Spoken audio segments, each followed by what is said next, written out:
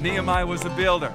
I rose the night, and a few men with me. There again, he's already in Jerusalem. He's camping out there, but he wanted to check it out. I told no one that my God had put in my heart to do at Jerusalem, nor was there any animal with me except the one in which I rode. So he didn't take this big caravan he's talking about.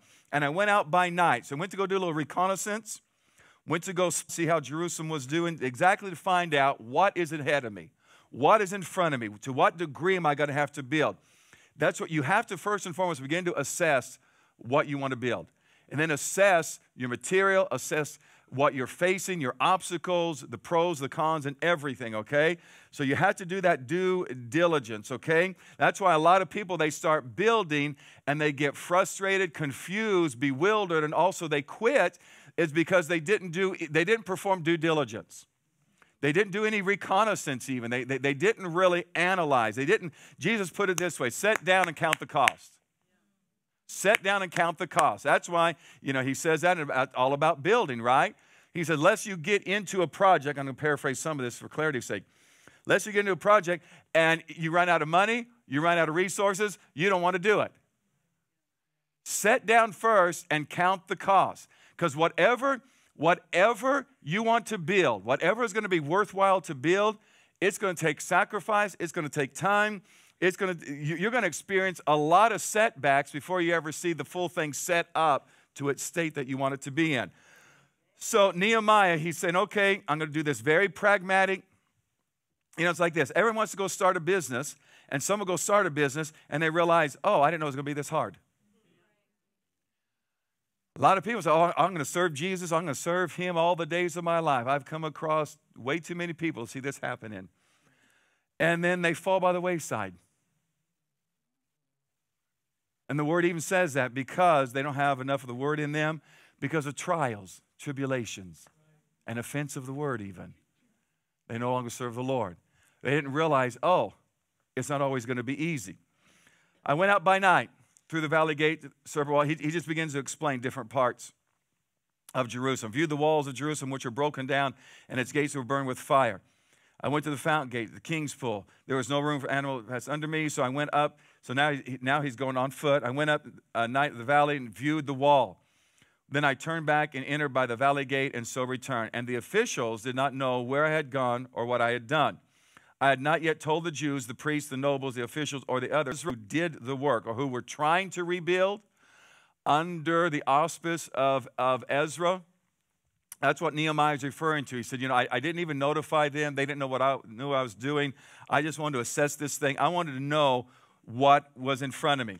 Then I said to them, so the next day he meets with them and says, look, you see the distress that we are in. This is how you begin to build up.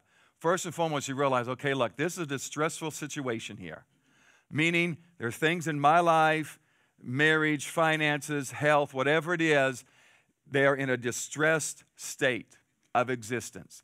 That's not the will of God. It's not the plan of God. So let's take it out of this distressed state into a blessed state. So Nehemiah is being very, very pragmatic, very real about this, saying, look, we're in a very distressed state.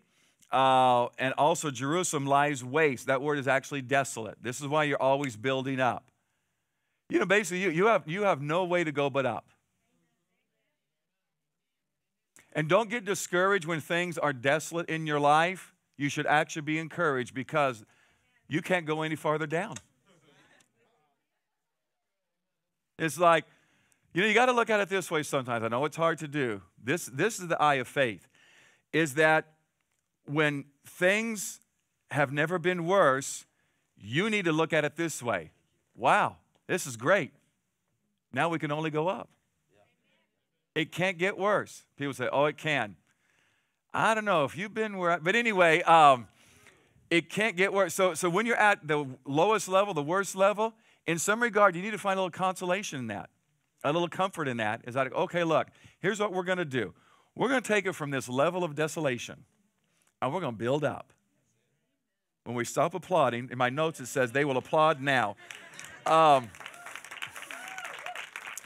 You can only build up. You need to tell somebody you can only build up. I mean, come on, but with what you've gone through, with what you've been through, with what you've experienced, with the hurts, the frustration, the loss, the setback, the turmoil, you can only build up, guys. So lift up your head. It's going to get better, okay? It's going to turn around.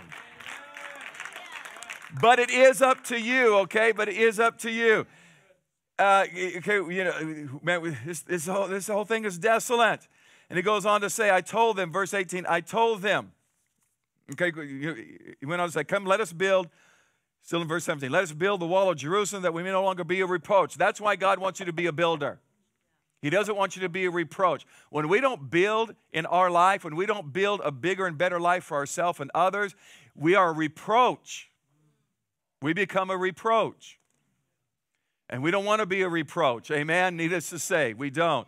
So Nehemiah said, this is what's happened. How are we going to get out of this? Verse 18, I told them of the hand of my God, oh my, which had been good upon me.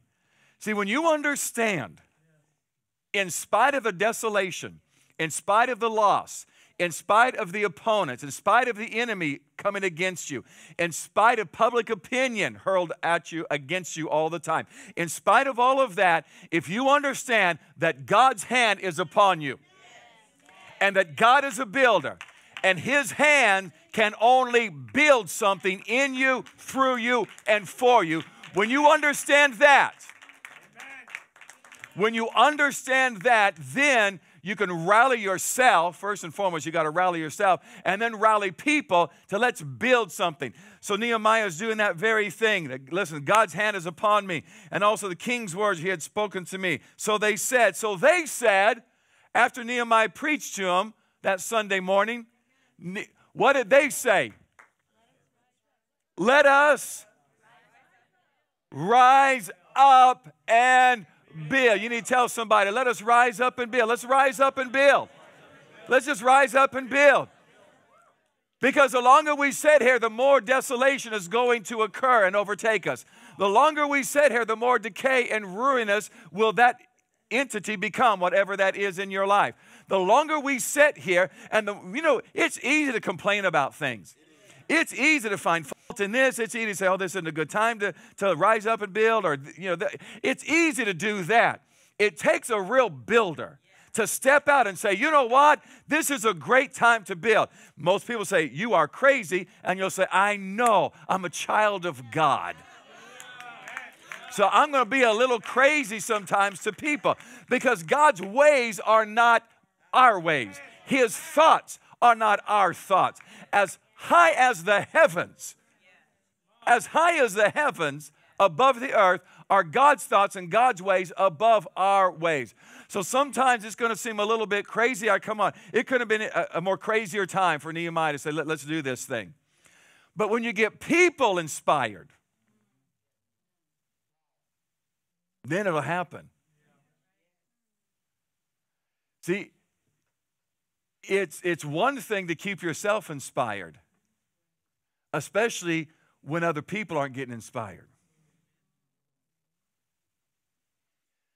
But eventually, when other people start getting inspired, you know how easy things get done?